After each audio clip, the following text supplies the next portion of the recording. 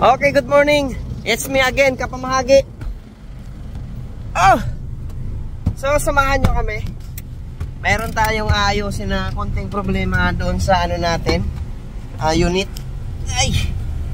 Syempre, kasama natin si Robert. Ito yung matikas namin QC, no? Alright. So, may pupuntahan tayong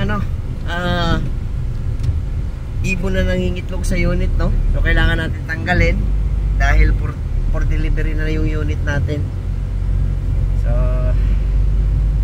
mag-iisip tayo kung saan natin ilagay yon.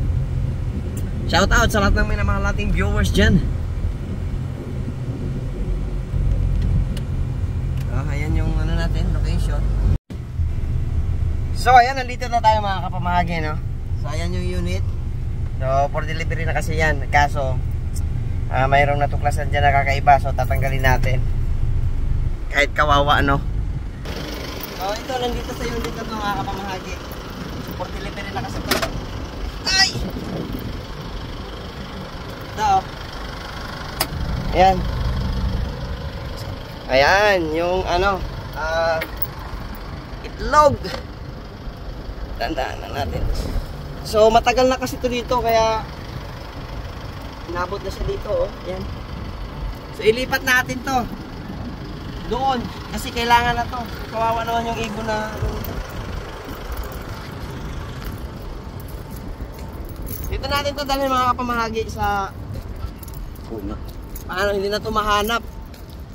So pasensya na sa ibon, no, dahil kailangan na yung sasakyan. Delivery na yun.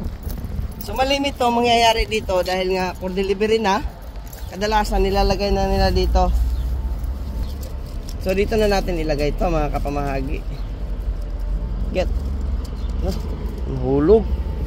Hindi. Nasaan? Ayan.